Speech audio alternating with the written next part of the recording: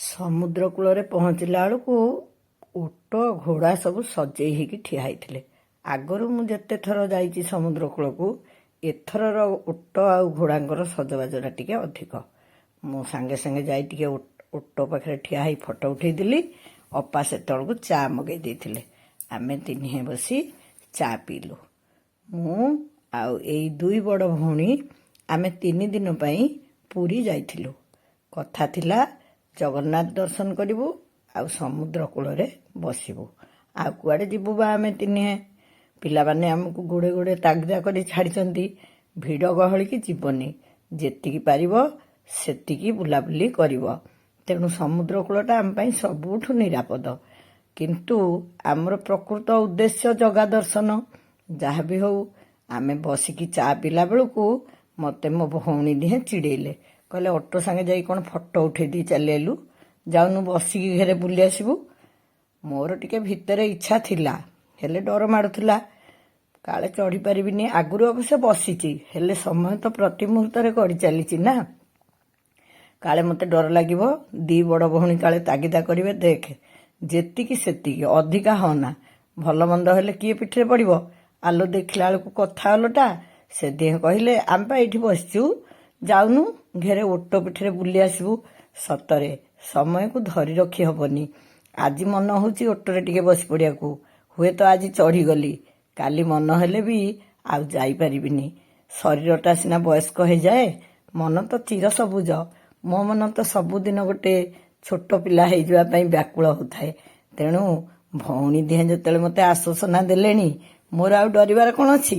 ମୁଁ ଓଟ ପିଠିରେ ଚଢ଼ି ବେଶ ମଜାରେ ଘେରାଏ ବୁଲି ଆସିଲି। ମନେ ମନେ ଭାବୁଥିଲି, ସତରେ କୋଉ ଖାତାରେ ଲେଖା ହେଇଛି ଏ ବୟସରେ ଏଇଆ କରିବନି? ସେମିତି ତ କିଛି ନାହିଁ।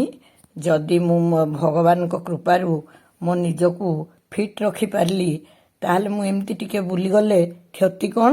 ମୁଁ ଜାଣିଛି କେତେ ଲୋକ ମୋତେ ସମାଲୋଚନା କରିବେ, ମୁଁ ସେସବୁକୁ ଖାତିର କରେନି। ମୋ ମନକୁ ମୁଁ ସବୁବେଳେ ଖୁସି ରଖିବା ପାଇଁ ଚେଷ୍ଟା କରେ।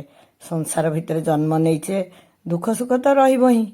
ଦୁଃଖରେ ଭାଙ୍ଗି ପଡ଼ିବାର ନାହିଁ କି ସୁଖରେ ଉଚାଟ ହେବାର ନାହିଁ। ସବୁକୁ ଗାମ୍ଭୀର୍ଯ୍ୟର ସହିତ ସମ୍ମୁଖୀନ ହେବା ତ ମଣିଷ ଜୀବନର ଧର୍ମ। ତେଣୁ ମୁଁ 2 ଭଉଣୀଙ୍କ କଥା ରଖି ଓଟ ପିଠିରେ ବସି ସମୁଦ୍ର କୂଳେ କୂଳେ ବୁଲିଲି। ସତରେ ଭାରି ଭଲ ଲାଗୁଥିଲା। ଏମିତି ଚୌକିରେ ବସି ସମୁଦ୍ର ଦେଖିବା ଅପେକ୍ଷା ଓଟ ପିଠିରେ ସମୁଦ୍ର କୂଳେ କୂଳେ ବୁଲିବା ବଡ଼ ଆନନ୍ଦଦାୟକ। ତାପରେ ମୁଁ ଭାବିଲି, ସତରେ ଓଟଟି କ'ଣ ଜାଣେ, ସବୁଦିନ ସେଇ ସମୁଦ୍ର କୂଳେ କୂଳେ ତା ପିଠିରେ ସବାରି ବସେଇ ଏମିତି ବୁଲୁଥିବ। ଆଉ ମୁଁ ଯଦି ଭାବିବି ନା ନା ଓଟକୁ କଷ୍ଟ ହେବ, ମୁଁ ତା ପିଠିରେ ବସିବିନି କି ବୁଲିବିନି, ତାହେଲେ ସେ ବେପାର ଚଳିବ କେମିତି? ଆମ କଥାରେ କ'ଣ ସେ ବେପାର ବନ୍ଦ ହେଇଯିବ? ଓଟ ଖାଇବ କ'ଣ? ମୁଁ ଅନଉଥିଲି, ଆରେ ମୁଁ ତ ବହୁତ ବାଟ ପଳେଇ ଆଇଲିଣି, ମୋ ଭଉଣୀ ଦିହେଁ କ'ଣ କରୁଛନ୍ତି? ସିଏ ତାଙ୍କର ଭଲ କାମରେ ଲାଗିଛନ୍ତି। ଆଉ କମ ବିକା କିଣା ଚାଲିଛି କି ସମୁଦ୍ର କୂଳରେ? ଦେଖୁନାହାନ୍ତି କେମିତି ଚାଲିଛି ବେଗ କିଣା, ଫେର କ'ଣ ଇଏ ସବୁ ପଥର, କେଡ଼େ ସୁନ୍ଦର ସୁନ୍ଦର ରଙ୍ଗଲୋ। ଦୂରରୁ ଟିକେ ଝାପ୍ସା ଦେଖାଉଥିଲା, କିନ୍ତୁ ସେ ସେଥିରେ ଲାଗିଥିଲେ। ମୁଢ଼ିବାଲା ବସିକି ମୁଢ଼ି ତିଆରି କରୁଥିଲେ, ମାନେ ଯେଉଁ ଝାଲ କରନ୍ତି ମ, କେତେ ପ୍ରକାର ଜିନିଷ ପଡ଼େ। ଘରେ ଯେତେ ଚେଷ୍ଟା କଲେ ବି ଏମିତି ହୁଏନି। ବୁଟ ସିଝା, ମଟର ସିଝା, ନଡ଼ିଆ, ପିଆଜ, ଧନିଆ ପତ୍ର, ଫେର ସେ ବୋତଲରୁ କ'ଣ ଆଚାର, କ'ଣ କ'ଣ ପକେଇକି ସେ ତାଙ୍କର ଫେଣ୍ଟୁଥିଲେ। ମୁଁ ମନେ ମନେ ଭାବୁଥିଲି, ମୁଁ ଓହ୍ଲେଇବି ତ ଯାଇକି ଆଗ ମୁଢ଼ି ଟିକେ ଆଣି ଚୋବେଇବି। ହେଲେ ମୋର ଦାନ୍ତ ନାହିଁ ମୋ ଦେହ ଭିତରେ ଯଦି ସବୁଠୁ କେଉଁଟା ଦୁର୍ବଳ ଅଙ୍ଗ ଥାଏ, ତାହେଲେ ସେଇଗୁଡ଼ାକ ହେଉଛି ମୋ ଦାନ୍ତ। ହଉ, ଯେତିକି ଦିନ ଚୋବେଇ ପାରୁଛି ଚୋବେଇବି, ପାକେଇ ହେଇଯିବ ଯଦି ଦେଖାଯିବ। ଦୁଃଖ କଲେ କ'ଣ ହେବ? ଭାଙ୍ଗି ପଡ଼ିଲେ କ'ଣ ହେବ? ମନ ଟାଣ କଲେ ସଂସାରରେ ବଞ୍ଚିବା ସହଜ। ଖାଲି କ'ଣ ମୁଢ଼ି ବିକ୍ରି ହେଉଥିଲା? ଆଉ ଛୋଟ ପିଲାମାନେ କୁଆଡ଼େ ଯିବେ? ଏଇ ଦେଖୁନାହାନ୍ତି ବମ୍ବେଇ ଲଡ଼ୁ ବିକ୍ରି ହେଉଥିଲା। ସମୁଦ୍ରର ରଙ୍ଗ ପାଖରେ ସେ ବମ୍ବେଇ ଲଡ଼ୁବାଲା ଠିଆ ହେଇଥିଲା। ମୋତେ କାହିଁ ଏତେ ସୁନ୍ଦର ଦେଖାଗଲା, ମୁଁ ସାଙ୍ଗେ ସାଙ୍ଗେ ଗୋଟେ ଫଟୋ ନେଇଗଲି। ତାପରେ ଚାଲିଗଲି ଓଟରୁ ଓହ୍ଲେଇ ଭଉଣୀମାନଙ୍କ ପାଖରେ ବସି ସତକୁ ସତ ମୁଢ଼ି ଖାଇଲି। ପୁଣି ଗପ ଆସର ଜମିଲା, ପୁଣି ଚାହା ଖିଆ ହେଲା। ଆମେ କେତେ ଦଫା ଚାହା ପିଇଲୁ କେଜାଣି ସେଦିନ, କିନ୍ତୁ ନାଲି ଚାହା ପିଉଥିଲୁ ମ। ଏଇଠି ବସି ବସି ସଞ୍ଜ ଗଡ଼ିଗଲା। ଭଉଣୀ ଦିହେଁ କହିଲେ, ଦେଖ କି ସୁନ୍ଦର ଘୋଡ଼ା, ଚାଲ ଫଟୋ ଉଠେଇବା। ମୁଁ କହିଲି, ମୁଁ ତା କାହିଁକି ଠିଆ ହେଇକି ଫଟୋ ଉଠେଇବି ଯେ, ମୁଁ ତାହେଲେ ଚଢ଼ିଯିବି। ମୁଁ ସେ ଘୋଡ଼ା ଉପରକୁ ଚଢ଼ିଗଲି। ସେ ଘୋଡ଼ା ଭାଇ ଜଣକ କହିଲେ, ମା ମୁଁ ପା ଦେଖିଛି ତମେ ଓଟ ପିଠିରେ ବସି ବୁଲୁଥିଲ, ଆଉ ଘୋଡ଼ା ପିଠିରେ କ'ଣ ବୁଲିବନି? 50ଟା ଟଙ୍କା ଦେଇ କାହିଁ ଫଟୋ ଉଠେଇବ? ଚାଲ ତମକୁ ଫେରେ ବୁଲେଇ ଆଣିବି। ମୋର ମନ ଥିଲା ମ, ଘୋଡ଼ା ଉପରେ ମୁଁ ଆଗରୁ ବହୁତ ଥର ବସିଛି।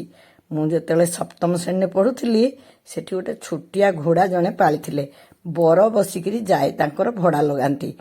ସେ ଘୋଡ଼ାଟା, ଏଇଟା ବୋଧେ ମୁଁ କହୁଛି 73-74 ମସିହାର କଥା।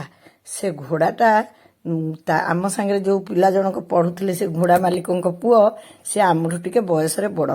ସେତେବେଳେ କ'ଣ ଏତେ ଆଇନ କାନୁନ ଥିଲା କି? ହଁ, ପାଠ ତ ପଢ଼ା ହେଉଥିଲା, ନାଁ ଲେଖା ହେଉଥିଲା, କେଉଁ ବାର୍ଥ ସାର୍ଟିଫିକେଟ୍ ନା କ'ଣ।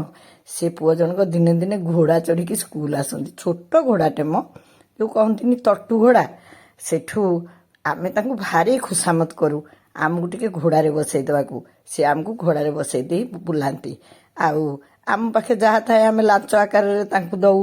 କ'ଣ ବା ଆସେ, ସେ ଗୋଟେ କ'ଣ କାନମୋଡ଼ା ବିକ୍ରି କରିବାକୁ ଆସେ। ଆଉ ଯେଉଁ କାଠିବାଲା ଆଇସ୍କ୍ରିମ୍ ଗୋଟେ କାଠ ପେଟିରେ ବିକ୍ରି ଆସେ। ଆଉ କିଛି ସ୍କୁଲ ଦୁଆରକୁ ବିକ୍ରି ଆସିବା ମୋର ମନେ ନାହିଁ। ସେ ଯାହା ବି ହଉ, ମୁଁ କିନ୍ତୁ ଭାବୁଥିଲି, ହଇଲୋ ମୋରି ଦେଶର ନାରୀ ଲକ୍ଷ୍ମୀବାଇ, ଝାନ୍ସୀ ରାଣୀ ଲକ୍ଷ୍ମୀବାଇ, ସୁକଦେଇ, ଦୁର୍ଗାବତୀ ଏସବୁ ଘୋଡ଼ାରେ ଚଢ଼ି ଯୁଦ୍ଧ କରୁଥିଲେ। ଝାନ୍ସୀ ରାଣୀ ତ ନିଜ ପିଠିରେ ନିଜ ସନ୍ତାନକୁ ବି ରଖିଥିଲେ। ଆଉ ମୋତେ ଏତେ ଡର କାହିଁ ମାଡ଼ିବ ମ? ମୁଁ ଡରେନି। ଆମେ ଯେଉଁ ଯାଇଥିଲୁ ବୈଷ୍ଣୋଦେବୀ, ମୋ ଗୋଡ଼ ଭାଙ୍ଗି ଯାଇଥିଲା, ପ୍ଲାଷ୍ଟର ହେଇଥିଲା, ସେଇଥିରେ ମୁଁ ଘୋଡ଼ାରେ ଯିବା ଆସିବା କରିକି ବୈଷ୍ଣୋଦେବୀ ଦର୍ଶନ କରିଥିଲି।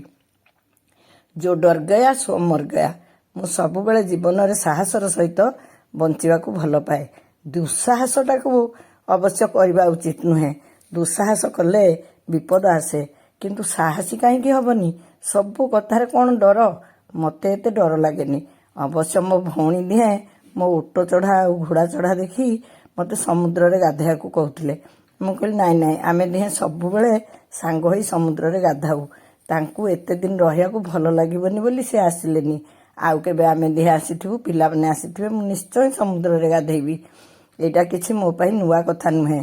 ଏଇଆ ଭାବି ଭାବି ଘୋଡ଼ା ଚଢ଼ା ଶେଷ କଲି। ସଞ୍ଜ ନଇଁଗଲାଣି। ରାତ୍ରିରେ ସମୁଦ୍ରର ଦୃଶ୍ୟ ଆହୁରି ମନଲୋଭା। ତଥାପି ଆମେ ଠିକ୍ କରିଥିଲୁ ଆମ ରହିବା ଜାଗାରୁ ସମୁଦ୍ର ଆସିବୁ, ସମୁଦ୍ରରୁ ପୁଣି ଯାଇକି ଦେଖିବୁ ବଡ଼ଦାଣ୍ଡର କେମିତି କ'ଣ ହେଲାଣି। କାଲି ବଳିଆର ଭୁଜ ରଥାରୂଢ଼ ହେଇକି ଦାଣ୍ଡରେ ବିଜେ କରିବେ। ଆମେ ଟିକେ ଯିବାନି କେମିତି? ବଡ଼ଦାଣ୍ଡକୁ ଯାଇକି ସେଇଠୁ ଆମ ରହିବା ଜାଗାକୁ ଫେରିଯିବୁ। ଉପରକୁ ଆସିଲା ବେଳକୁ କୂଳରେ ସିନା ଟିକେ ଅନ୍ଧାରିଆ ଲାଗୁଥିଲା, ଆଲୁଅରେ କି ସୁନ୍ଦର ଦିଶୁଥିଲା ରାସ୍ତାଘାଟ। ସେଠୁ ପଳେଇ ଆସିଲୁ ସିଧା ବଡ଼ଦାଣ୍ଡକୁ। ସେ ତ ତହୁଁ ସୁନ୍ଦର, ଚିର ସୁନ୍ଦର ସେ ଦାଣ୍ଡ। ସେଠି 3 ରଥ ସଜା ହେଇ ଥୁଆ ହେଇଛି। କେତେ ଲୋକ! ଆମେ ବି ସେଠିକି ଗଲୁ। ରଥ ଟିକେ ଦେଖିଦେବୁ। କାଲିକି ଆମ ଭାଗ୍ୟରେ କ'ଣ ଅଛି କେଜାଣି। ଆମେ ଘରକୁ